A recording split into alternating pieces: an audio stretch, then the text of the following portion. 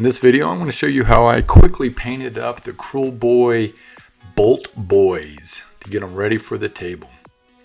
So the first thing I did prime these in all over black, and then I went with like a zenithal, just with a white from up top, but it pretty much covered everything, but I like getting that black coat on there first, and then kind of having a little bit of that zenithal, some of the darker tones coming through to help just with the color changing, color modulation, I believe is what it's called, when we use the contrast paints. First thing I did was paint the metallics, and here I'm using Vallejo metal colored dark aluminum. You know, any kind of silver will be fine. We'll be putting a wash over this to kind of orc it up a little bit. But I do like the Vallejo metal colors. It just flows real easy. Now if I'm doing details, and when we do the highlights, which will be in another video, I will use a different brand just because I want it to be more exact. But the metal colors, they just flow. They're real liquidy, or thin as we call it when we're painting.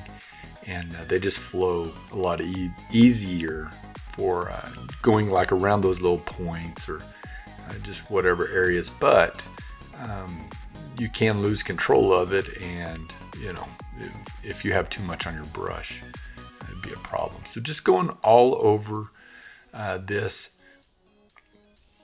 I wanted to make this I have 9 of these. This is part of my personal army. I'm doing a Path to Glory campaign with the Krule Boyz, and so I just reinforced mine from the original 3, and I'm adding 3 more. And so I just wanted to do a video of how I painted these up. So just to get them done, I only use 2 different colors of metal. I have the silver, and then the next one will be a copper mix that I use. But you know, with washes, it's easy just to kind of change it up. So here I'm using the Vallejo metal colors copper. And actually I use 2 drops of copper and 1 drop of gold, just to excuse me, just to tone it down a little bit. Otherwise it's very orange as far as coppers go. So just parts of the helmet, and the different Krule Boyz have different armament. Their quiver with the bolts, some of them are all I painted all copper because it just has that face look. Different shoulder pauldrons or thigh plates, whatever that I'm painting here, you know, they just have different makeups. So you just kind of choose what you want to be copper and go from there. There's like a metal or a copper band around the top of the quiver I wanted to paint there.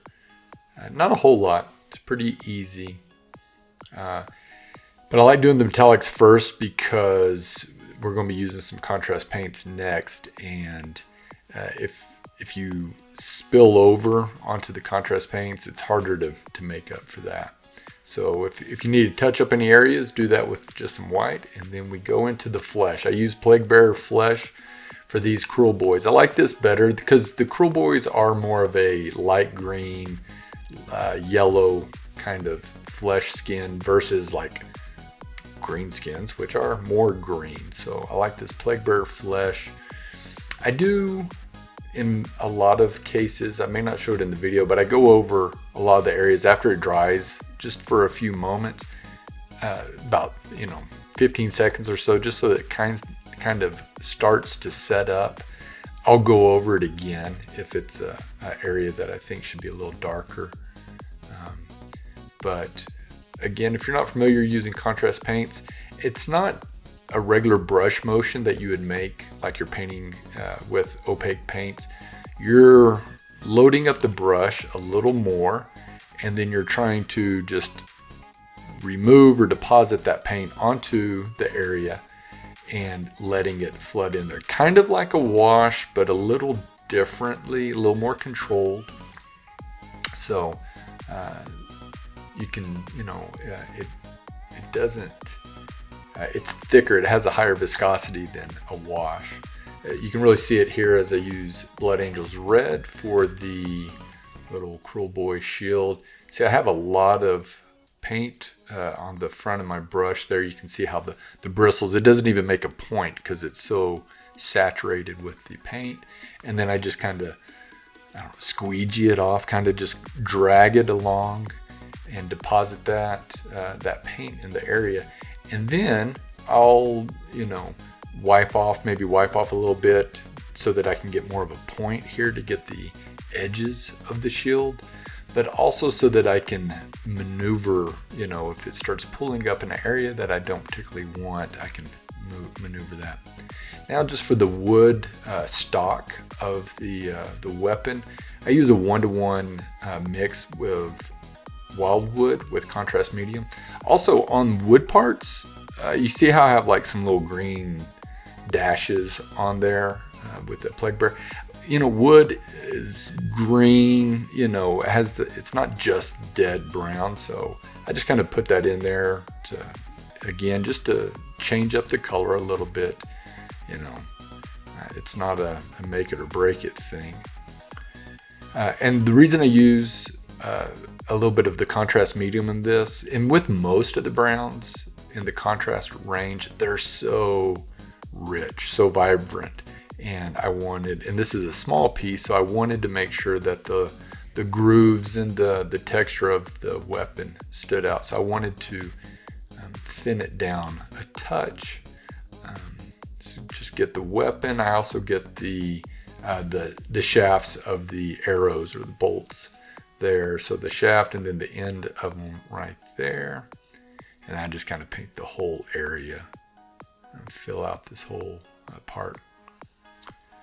For my personal armies that I just want to get on the table, I try to use as few of colors as possible. So I don't use, a totally different color for the arrows and for like on the cloak here. On a test model, I was like, well, I'll use 2 different colors, which is fine. But I just went with, I'm just going to go with the one all over coat of the Apothecary white here. This, I like this. For one, we're going to put a all over wash, so it will darken it. So I didn't need to go with anything too dark.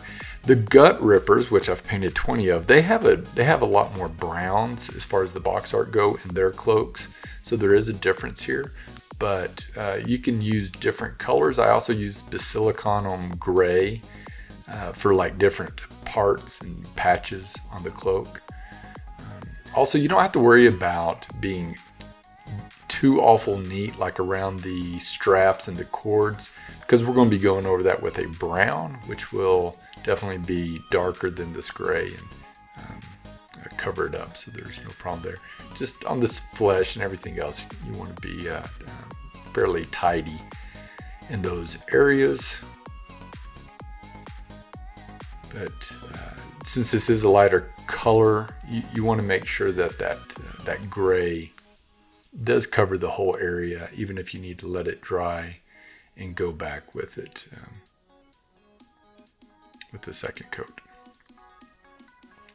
Here's where I use Cygor brown, but I dilute it quite a bit, 3-to-1 ratio. And I have my contrast paints in dropper bottles. I've transferred them all over. It just makes it so much easier when I'm doing mixing, especially the browns. Even if you just did the browns into dropper bottles, I think you'd just be really happy being able to dilute these down and be a little more precise than just using your brush. But I use this mixture of contrast medium and Cygor brown for all the straps that hold the weapon, for the not bandages, but the wraps around his feet. Some of the Krule Boyz have them around their arms and such. This is an area where you can use, different browns. You could use snakebite leather. You can use any of those other colors to, add more diversity to it. But I didn't think it was necessary, and I have a lot of models to paint, so I just wanted to go with the one brown and cover a couple of different areas on the model. I mean, you could have used this color for the wood stock on the weapon, as well as all these straps and stuff. But you know, I figure it's easy. It's a small difference. You know, I didn't want just it to be green and brown, so kind of wanted to break it up a little bit. So we'll go around, just making sure you get all the different bandages. I did want a different color for the feather part of the arrows, so I use Agaros Dunes. I think this is a great color for like ropes. You can use it for a lighter color of leather on different items. I'm going to use it for the bowstring, just to kind of give it a different color. Just going over it a couple of times. I believe that was all I used the Agaros Dunes for. Again, after this video, there'll be a suggested video for the highlights that I did on this same model. Again, I did use another color of brown here. I used Gorgunta Fur, and I don't remember if I used contrast medium, maybe a 1-to-1 mix, or it's such a small area.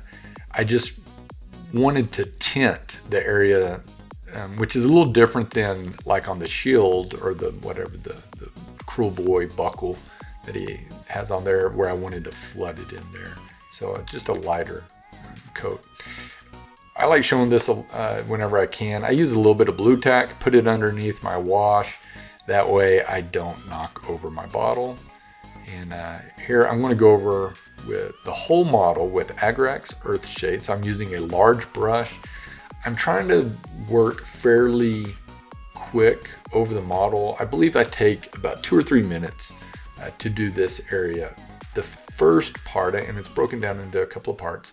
The first part I'm moving very quickly using a fairly wet brush. This is so that I can, one, apply the wash over the model.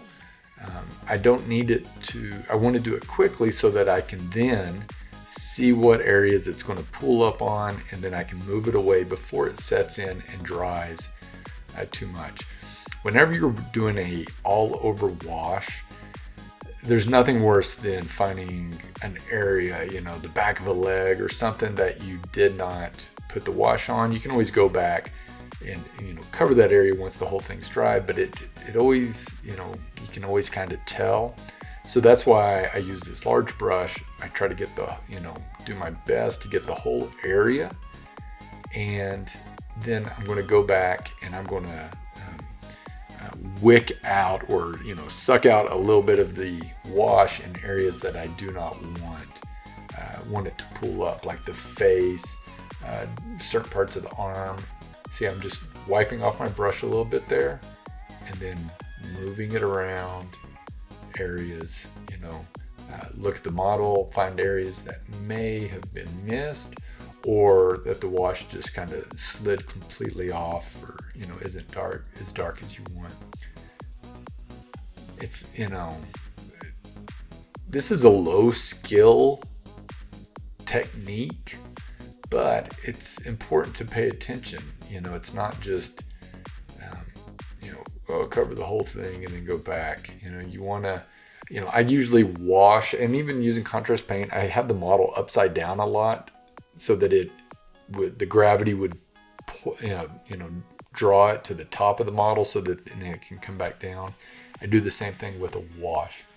And here we go. All I did, other than paint these, the model is put the green rim and painted the cork there gray and then a little green. And that is it. And they're ready for the table. You can also check out the next video that I go over the highlights. And to just kind of fancy these up, I highlight my models once they do well in battle, just so they can stand a little more. Thank you very much for watching my video, and if you would, like and subscribe, share the video to any playing groups that you may have, and have a wonderful time painting your models.